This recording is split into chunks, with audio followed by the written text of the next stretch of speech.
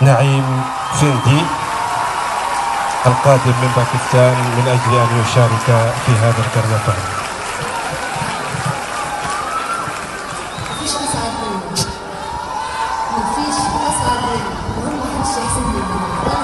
كده نسمع صفقة بصوت على الله يعطيكم العافية.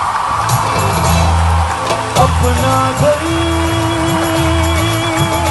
अपनी सरज़मीं सब कुछ है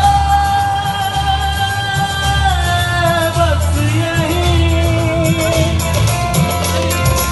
इतना तो है हमको यकीन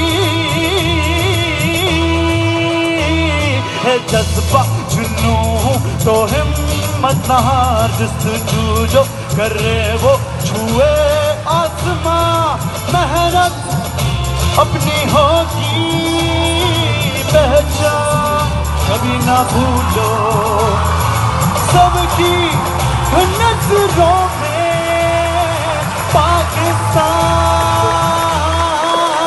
कभी ना भूलो पाकिस्तान है हमारा पाकिस्तान है तुम्हारा।